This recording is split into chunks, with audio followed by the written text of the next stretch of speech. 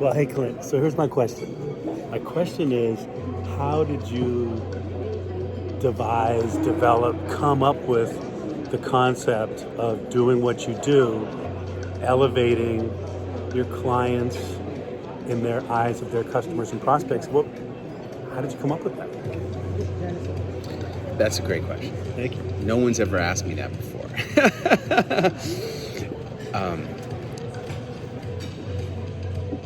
See, way back in the beginning, when I led the men's team through this experience of living the last year of your life, everybody got such great results. I mean, we made a list of the results. We made CPRs at the beginning, just like we just did. And everybody got like 60%, 70%, 80% of the results coming true on the CPR. And after I termed out of leading the men's team, I wanted to do that for others. And then I quit smoking pot, and I lost my paranoia and insecurity and doubt. And based on the successes that I had as being a leader of the men's team, I said, you know what, I'm gonna hire a publicist to get me on TV shows so that I can get the word out about living the last year of your life. And the publicist said, Clint, you don't even have a book. You're a middle-aged guy nobody's ever even heard of. You got no TV experience. Why are they gonna put you on TV? You got nothing. And I said, what do you suggest? And she goes, do you have any books? And I said, well, I have what they teach you at the Wharton Business School. And she goes, well, that sounds very good. And I started going on TV for that. And she goes, look, let's get you on TV a couple times. Once you're a celebrity, you can do anything you want. That was the smartest thing. And then I started going on TV, and then it occurred to me, like, I should just go on as much TV as I can, because, like, I was planning on doing a live event, like the last year of your life kickoff event in the beginning of the year, and I picked a date that I was going to do it, and lo and behold, Tony Robbins was having an Unleash the Power Within event the same weekend that I wanted to do my event. And I thought, wow, if I'm ever going to catch up to Tony Robbins, I better do a lot of TV. I better do a lot of stuff, right? So then I started cold calling and making my own bookings. When Allie said, why don't you book yourself on TV? That was real. She said, after my first appearances, I paid $6,000 for my first 4 appearances. And she goes, why don't you book yourself on your own TV? And I said, can you do that? How do you do that? And I had to figure out, how do you do that, right? And then by the time I did 18 TV appearances, people were saying, like, just like I say to all these people, it's like, you do a lot of TV and people are going to be coming up to you at conferences. You post it on your social media. You redeploy the assets.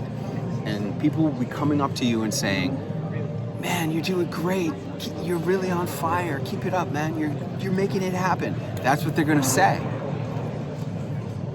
And people were saying that, and then I thought, well, this was my idea. My idea was, I'm going to make a training program on how to book yourself on TV, and within the training program, I would include videos from my TV appearances promoting all my other stuff, the last year of your life, what they teach you at the Wharton Business School, the Butter Company, the Income Doubler, all this stuff, right? That started happening along the way.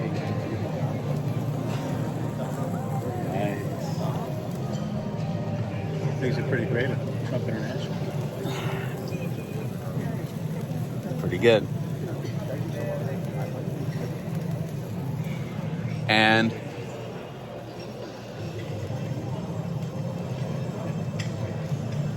it turned out that the training program was what people really wanted on TV. They wanted that more than what they teach you at the Wharton Business School. They wanted that more than all the other things. They wanted the TV. And then along the way, I started going to seminars and started getting mentorship. Thank you.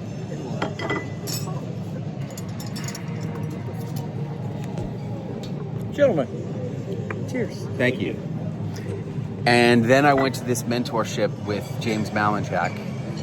I went to a one-day mastermind at his house, and that's when I was already doing like get on local TV. Like I was going to these seminars. I went to this one called the Experts Academy with Brendan Burchard, and his tagline was "Make a difference and a fortune sharing your message." Right. So I transformed that into make a difference and a fortune sharing your message on local TV. Right. Thank you very much. Thank you. Beautiful. And then James Malinchak goes, thank you very much. Here's your David Burke steak sauce. Good. Brussels sauteed in butter. Thank you. And I will give you a spoon to do that. Or actually, how about I give you this? Beautiful. Is that better? Even That better. works. All right. Thanks so much. Enjoy your meal. Thank you very much. Bon appetit. Thank you. And I go to his house, and Malinchak goes, you know, what Clint is doing is genius because it's straight out of the 22 Immutable Laws of Marketing by Al Ries, which is if you cannot be first in a category, you have to take a step outside of the category with one foot and make your own subcategory so that you can be first in that. And Clint was not first in publicity. He was not first in TV publicity, but he is first and the only one with local TV publicity. And that's where we are. Now, then through Malinchak had been Dan Kennedy's Marketer of the Year in 2010 or something like that. That's how I found out about Dan Kennedy. And once I started studying Dan Kennedy was, Dan Kennedy, your number one job as an entrepreneur is to raise your status in the eyes of customers and prospects, to make yourself higher status, to become a celebrity if possible. And once I started hearing that, I really focused in on that. And, what does it really take? And looking at the way people do it and then working my way backwards. Like, okay, great. So they're a best-selling author. I need to be a best-selling author. They speak at prestigious places. I want to speak at prestigious places. They have pictures with celebrities. Okay, I want pictures with celebrities. But here's the thing that I'm doing with the celebrity storytelling. Nobody is doing celebrity storytelling. I invented that. And it's all just an evolution of me wanting this all for my own self. And what I found is that if I want it for me, then other people want it too. Yeah. And that's how I got into doing that. Make sense? Yeah, a lot of sense. All right, how do we look in here? It's tasting very good. Yep. Delicious. Tender. Ooh. Nice. Bon appetit. All right. So my first celebrity launchpad webinar that I was on, you were looking at a clip from a guy that was a tech guy, actually. I'd never met him. And he was on the New Mexico show that we used to have. Yeah, that lady, she was a very attractive lady. She was fired or whatever. Casey Messer. Yeah. And no, they just took the show off the air. And so he popped the balloon. He did a bunch of things, and you said to him, "Look, what are you doing? You're trying to look cool. You're just hanging back, and you're not doing the things I told you. You're back in your chair, and all these different things." And you said, if you try to look cool, you look like a fool. Yeah. And so I understood it, and so that was my first introduction to it. Yeah. If you try to be cool, you will look like a fool. But at the same time, I want you to go on the show, have fun, and come off looking cool. But the only way you can come off looking cool is if you're big, confident. Yeah. That's it. Big and confident and smiling and having fun. That's it. Not talking over people, listening. You got to listen. And, were you on the web? No. You asked me about how I invented teaching people how to be celebrities in the eyes of customers and prospects. Right. And, it was on the VIP speaking webinar I did. I think it was the last one. Like at the You end. guys hooked up. Good, I awesome. went and lobbied in the kitchen for you. That's Oh, fantastic. thank you. Berries and cream. Thank you. Yeah. Cheers. Thank you. Appreciate it. And I think it was at the end of December, and I said, hey, look, this is what I do as a celebrity entrepreneur. I was talking to one of the girls, like some woman. She was like, oh, it was, what's her name? She has diabetes, Oh yeah. right? And I was saying, this is what I do. I go on TV, I look for speaking gigs, Yeah. I go meet celebrities and get photos with them, I write books, make them bestsellers, and I try to win awards. Those are like the things that I do. That's what celebrity entrepreneurs do. That's all we really do. Nobody was teaching this, see? Nobody had categorized it like this, right? Broken it down into specific things that you do. And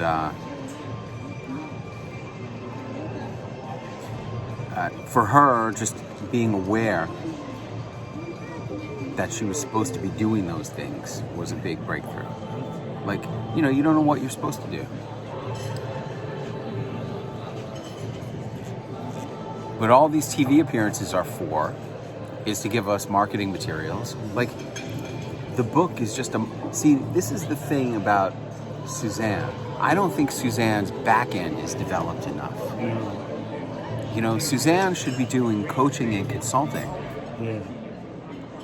Well, at Harvard, you did catch that she sold 200 million Thigh Masters or some ridiculous number. So you think 20 she's like million? set for the rest of her I mean, life? if you calculate that out, we're talking. Yeah, I think so. I don't know. You know what? I think I'm going to talk to her about how she should be doing coaching and consulting. Because people would buy that. Oh, yeah. People would buy that. Are you kidding? Go to Suzanne's house? Right? Yeah. Yeah. That's what she's missing. I don't believe that, I don't know. I mean, Kylie Jenner seems to have done well with lipstick and makeup kits and stuff like that. She's done really well, but Suzanne Summers is not Kylie Jenner. Suzanne Summers is selling a different thing. And what I was saying about, like, I know this guy who's on a soap opera. He's been on General Hospital for 19 years, right? And I met him a long time ago when I was a taxi driver. I met him when I was really struggling, when I was at some of my lowest points, and I was dating his sister. And the time when I talk about context? Yeah. I talk about context. Yeah. Now, your context can either be that you're going to have a terrible time or you're going to go out and have a great time. And I remember I learned a very important lesson. I was at the gym. It was Saturday night. And I was at the gym. My phone rings, and it's my dad calling me up. And the man who raised me. And I talked to him for a while in the gym, in the locker room. And I go, okay, man, I got to go. I'm going to go out and try to have some fun tonight. Right? And that's when I met this guy, Ingo's sister. I went to this birthday party for this producer woman I knew at a club. I started dancing with some girl on the dance floor and went to another party with her, and that's how I became friends with this guy, Ingo Rademacher, who is Jax on General Hospital for the last 19 years. And, I was talking with Ali about how, I'm sure he does great. I'm sure he makes, I don't know, whatever he makes. He must make $500,000 from being a character on this soap opera, because he's the hunk on the show. But what he's missing is what Suzanne has done. He doesn't have a book. He doesn't have something else besides just being Jax. Whereas you see how Suzanne worked it. Suzanne no longer has movies and TV. Suzanne only has celebrity entrepreneurship. 15 bestsellers. Like, you know, Suzanne actually makes money from selling books Yeah. because she promotes them. But, you know, for a regular mortal human being Yeah. to have Today's Show, Good Morning America, Dr. Oz, Morning with Maria, Wendy Williams, everything. We can't do that I know of. I mean, you have to think about what a unique entity Suzanne Summers is. Having been the biggest star on TV, having been multiple #1 New York Times bestselling author, and now she's 73 and talks about how she has sex with her husband twice a day. Yeah. Who's 83. And he smiled. And he's there and looks good. Yeah. Now, the only mere mortal that I've ever met who sold millions of books is that guy, Hal Elrod. Hal Elrod, yeah. How do you think he did it? Hal Elrod has sold books through the back of the room. Hal Elrod. See, I'm a writer who speaks. Hal Elrod is a speaker who writes. Yeah. It took him a long time to write The Miracle Morning.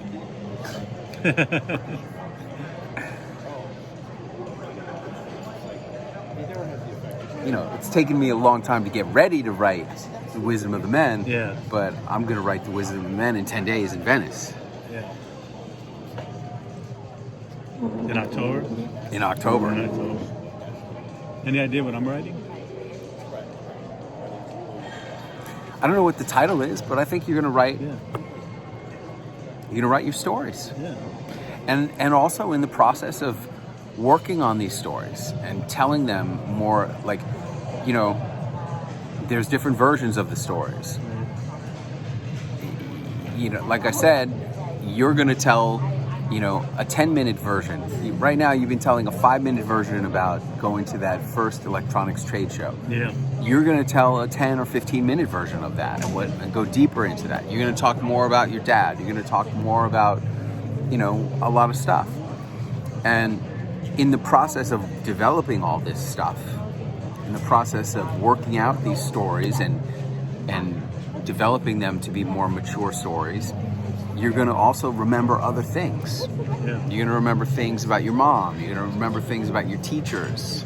You know, I have a great story about my teacher, Digby Baltzell, who said, you want to know how you know if you've lived a successful life? Remember that story? Yeah. Right? That's one of my teacher stories. And you have to develop these stories. Like, you have to have your own versions of those stories. You have to think about you need to look back on your life and say, who did you really learn stuff from? Yeah.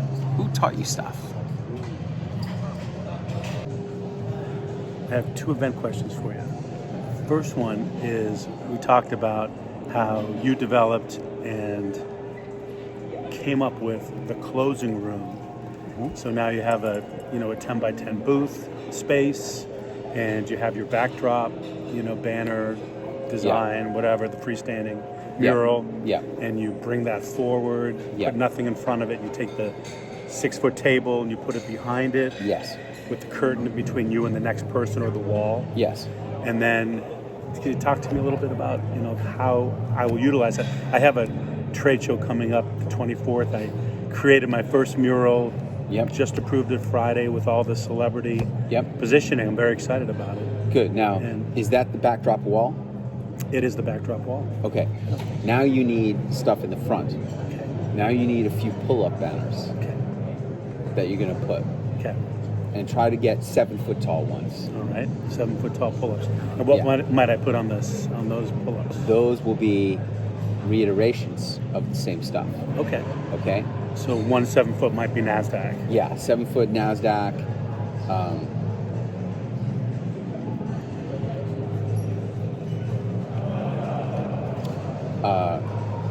What about Martha Stewart? She's on the banner top right. It's a 10-foot wall. Yeah. She's, a third of the top. What did she say about cybersecurity?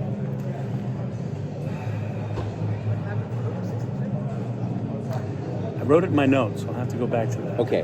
What I was thinking was Yeah. you could have a pull-up that has you and Martha Stewart, Yeah. and you could say, ask me what Martha Stewart said about getting hacked. Okay. Good. I like that. Let me write that one down.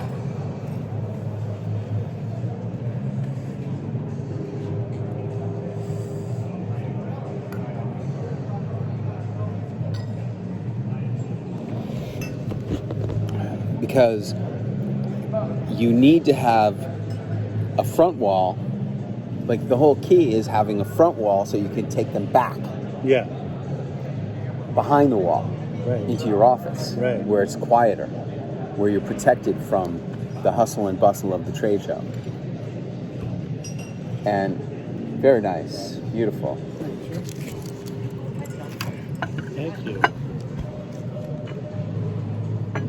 Yeah.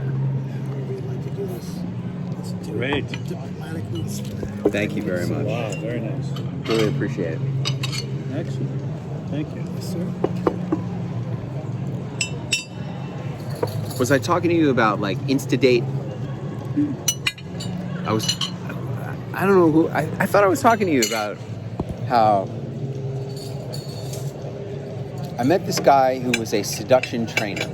And one of the techniques of seduction training Yeah. You did mention that. Yes. is that when you meet a girl, Location, too. you immediately take her someplace else. Right. Like on an Instadate. They call that an Okay. Instadate. Got it. Right? Thank you. And the whole point is to make it feel like you have more depth of relationship because you've not just been to one place together, now you've been to two places together, an Instadate.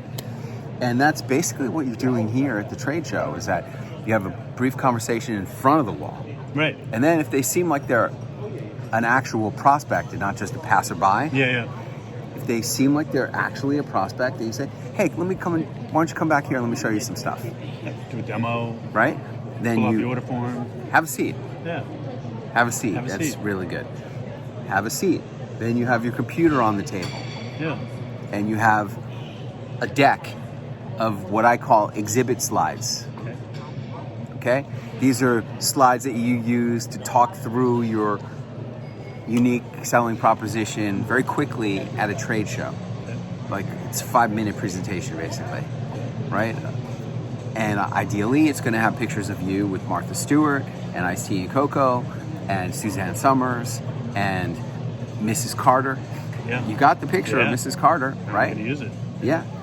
And and what other, and Herskovich, Yeah. right? And you want to talk quickly through your talking points and then get to an offer, Yeah. right? So how does this all relate to you, Mr. Prospect? Well, what we're doing here is a special offer only at this event. And normally we do this for clients and it's $10,000, and here, only today, it's $999. And of course we have a full money back guarantee. There's no risk on your part whatsoever.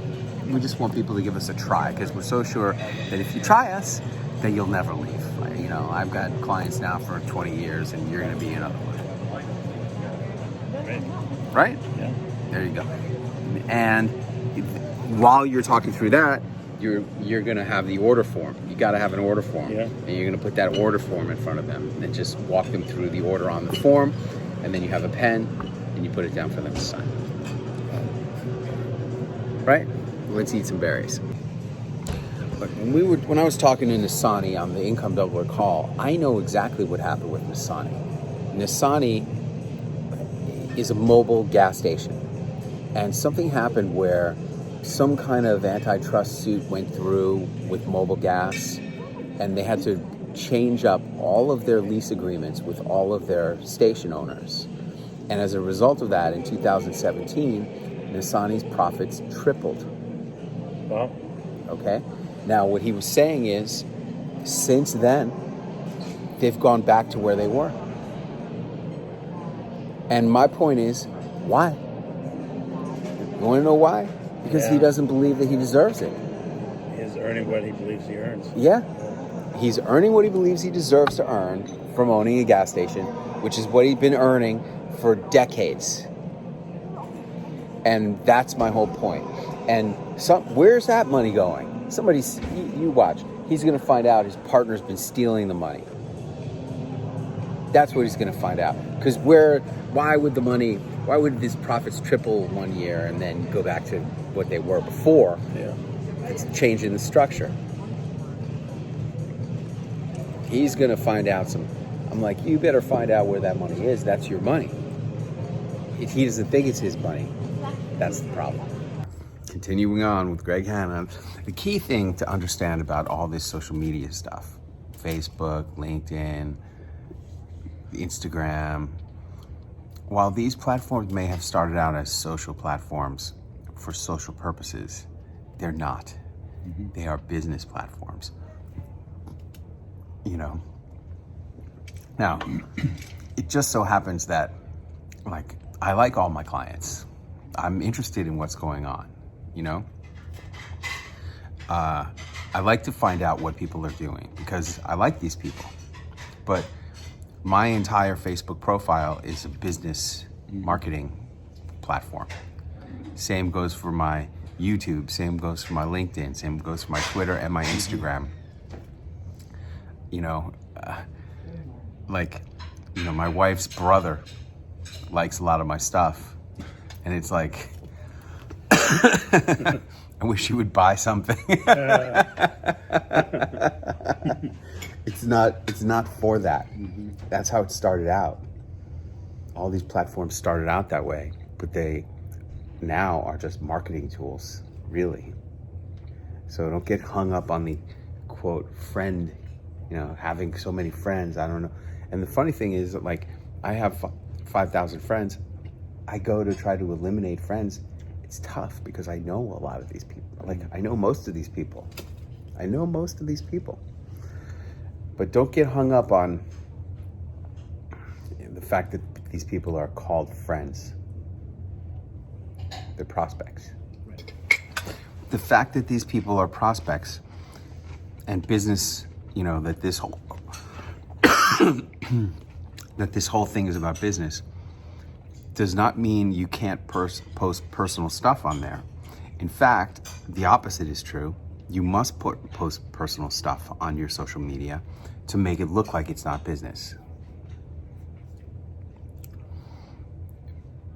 100% of the time. Mm-hmm.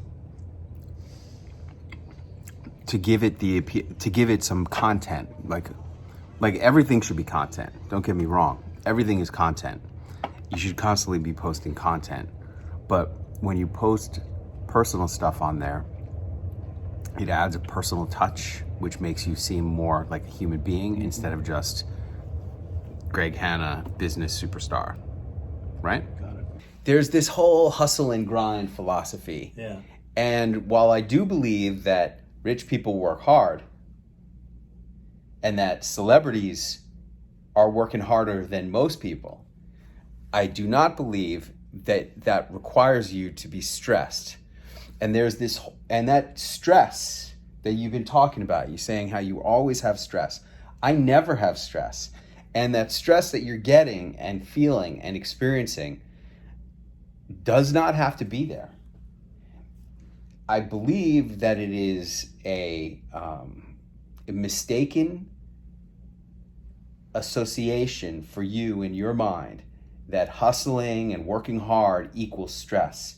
And I'm here to tell you and anybody watching this that working hard does not have to equate to stress. I work harder than anybody all night long.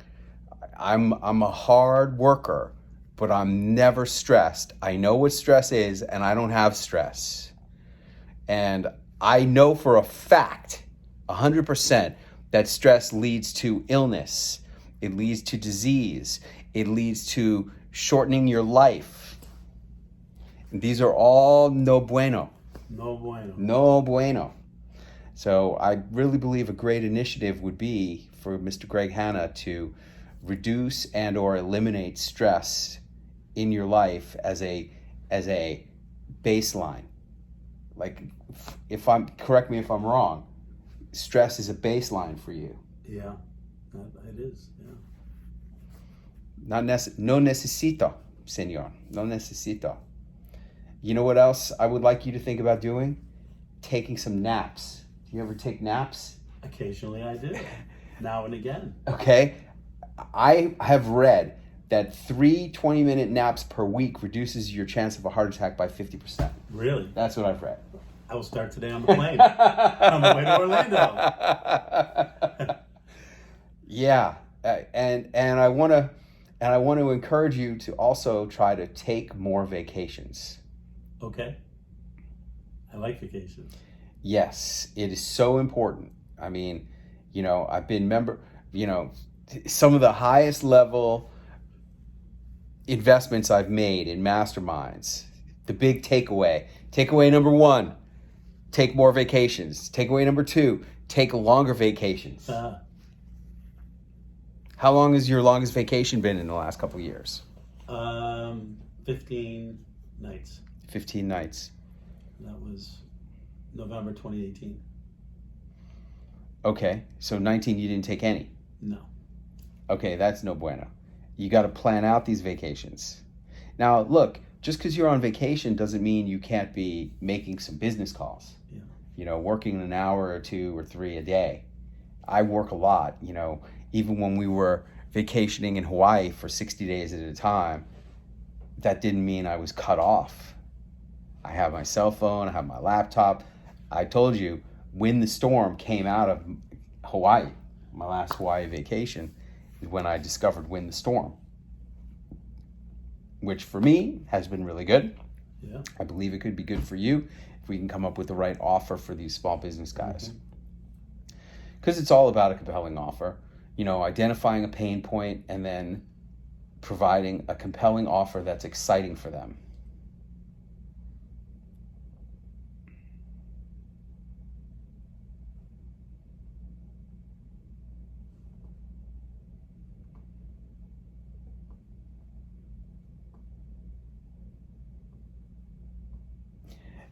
Look, it's about what's going to be exciting for them.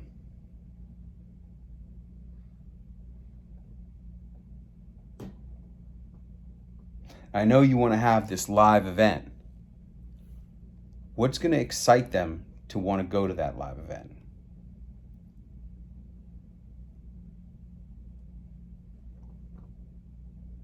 I don't think it's you and me. No.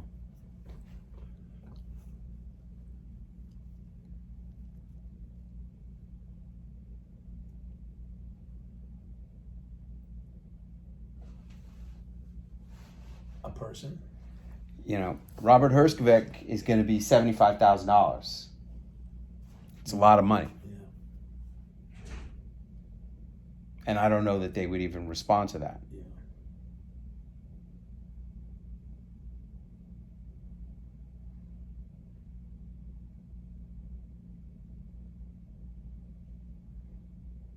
You know who might be a good one for you?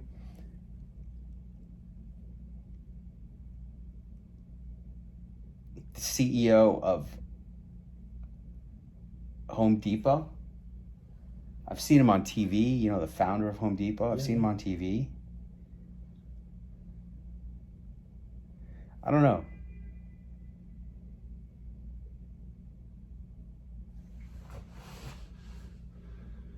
I don't think that business, like contractors, I don't think that storm contractors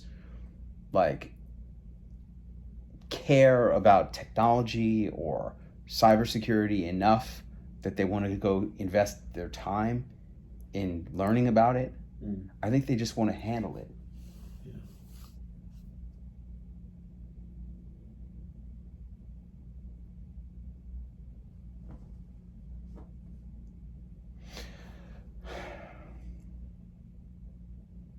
Got to really evaluate the offer. What are you going to sell there? What is going to be sexy that you can sell?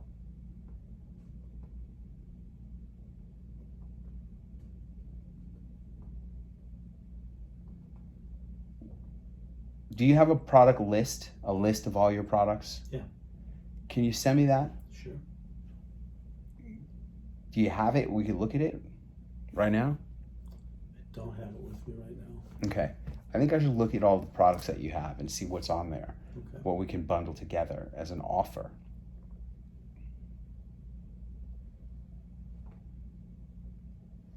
I was working on pulling out all the cyber products to do that. Mm-hmm. To have 3 different levels of offer Yeah. for different price points. Yeah, that's one of the thing that I've noticed. Like, I remember when I was selling, I was selling West Point, Harvard, and Celebrity Launchpad, and NASDAQ. At one point, I had all of those things, and I remember those were very good mixes of products because like I had something for everyone, right? Right. Now I'm accomplishing that with different levels, like different price points. Mm-hmm. And again, it all is all about, I'm not telling you anything you don't know, it's about identifying the pain and then solving the pain in a way that appeals to their self-interest Mm-hmm. and excites them enough to make them pull out a credit card. Those are the 2 areas I'm having trouble with. The pain, I know the pain. You know, I spoke to Edwin and to Tony about it at the last event. And what'd they say? Pain, we'd all be screwed without our computers. We'd be out of business if it went away, if the computer went away. So that's the pain that's real for them. Right.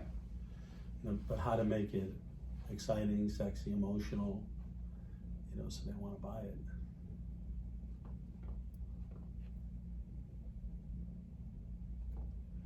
That's the question. And what are you doing?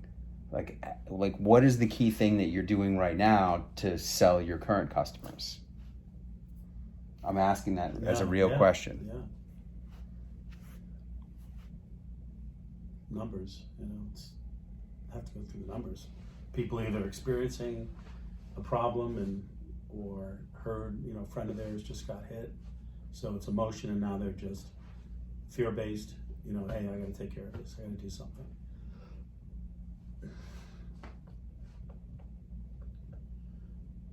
I haven't found that emotional, I guess, excited, wanting to, you know, like wanting to be on the NASDAQ tower, you know, wanting to speak at NASDAQ. I mean, that's emotional, it's exciting. Mm-hmm.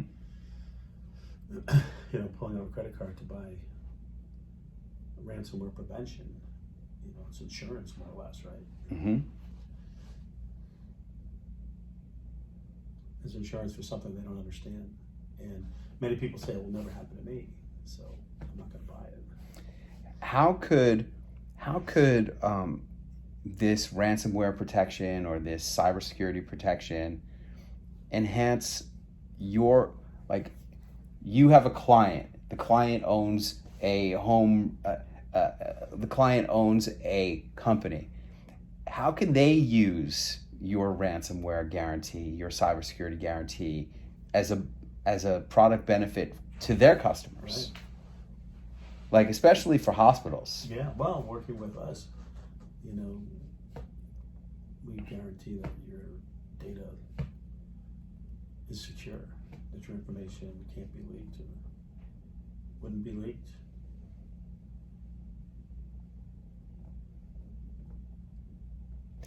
You know, this is a good little area for you, for medical people in particular. Mm-hmm. For medical people, law practices, banking institutions, it's like they need to be selling to their customers, hey, your data is safe, your information is safe with us, and it's backed by a $1 million Lloyd's of London guarantee.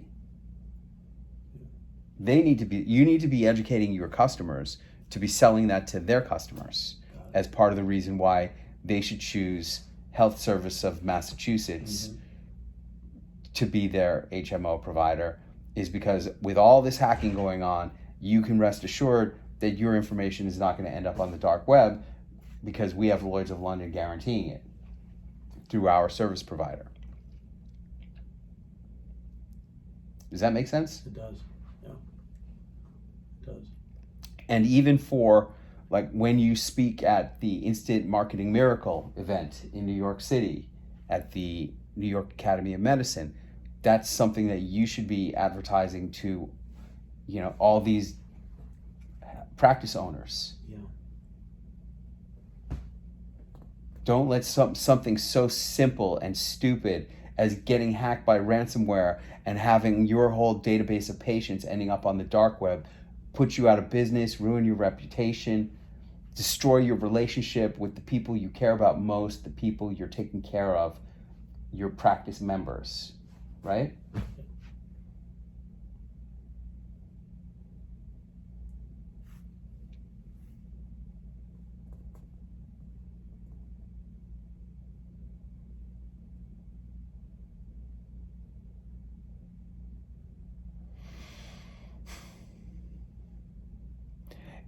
Look, man, what I really think you need, Greg, is a basic small business package. That's not just for contractors, but that's going to work and attract and excite any small business owner and compel them to want to pull out a credit card. And it's like cybersecurity, protection, prevention, and insurance.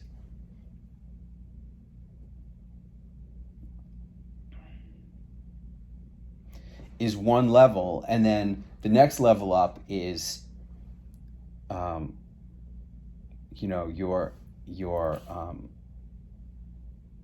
cloud-based services package is a second that's a higher level. Mm-hmm. So just to pick numbers, it's like $199 a month gets you the cybersecurity protection and insurance. $500 a month adds on all your cloud-based services, so you don't have to worry about anything except just running cheap netbooks. And for $600 a month, you don't have to worry about anything. We're going to provide you with netbooks. Every 2 years you're going to have a new netbook that you'll be running. And now all you have to do is do your work and not concern yourself with the technology required to do the work. I don't know. Not worry about your employees taking expensive iPads and laptops home with them after they quit or get fired.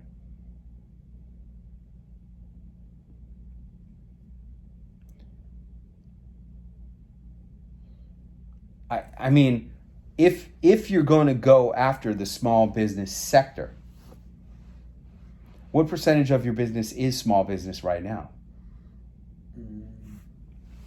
Maybe 10-15%. Okay. And where have you been getting them? Referrals, or a cold call, or an event. Mm-hmm. And when you say event, what event is that? Might be trade show, might be an association. And what are you selling them at those places? An appointment, usually. An appointment, Yeah. like a cybersecurity assessment. Yeah. IT audit, that type of thing. Okay.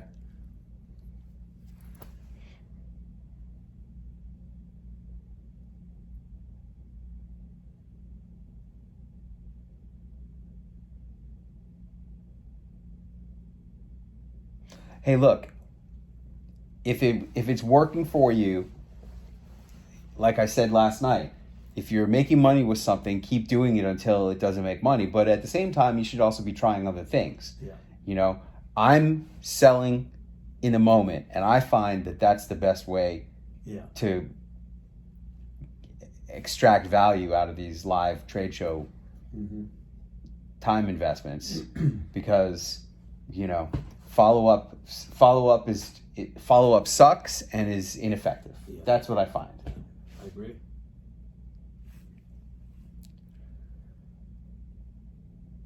Okay. All right, who are you going to put on this postcard initiative? Who are you going to designate this? Who are you going to delegate this project to make it happen? Because it's pretty much set to go. Yeah. Right? you need the lists. You need a list of mayors, and you need a list of IT directors for cities and towns, right? So Mike will get the list. I'll upload and make sure that the printing's gonna look the way I want it to. Yep. And Tammy will do the physical. Okay. And I pressing. would do 5,000 IT directors and 5,000 mayors. Yeah. You should probably do not just one postcard. Okay. Man, I'm thinking maybe rather than doing 5,000 mayors, maybe you should do 1,000 and 1,000 and send them 5 postcards. Okay.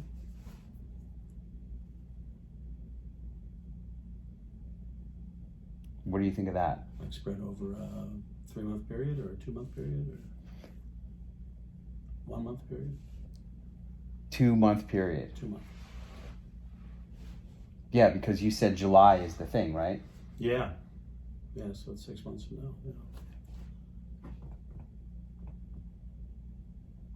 Okay. But they're starting to budget.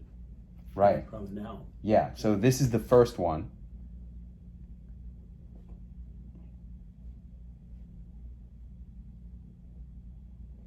That's the first postcard. Then we're going to get another postcard with Bill Gates' picture on the cover. Okay. Right? And another postcard with Robert, I don't know if Robert Hershkovitz is enough. Yeah. But you have a picture with Robert Hershkovitz. I do.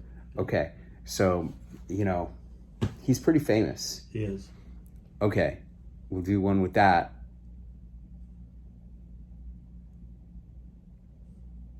Who else has good quotes like that?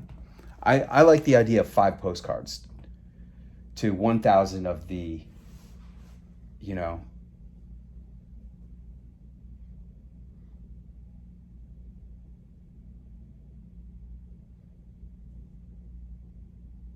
1,000 of the biggest cities and towns in America. Very good. Why not? Yeah.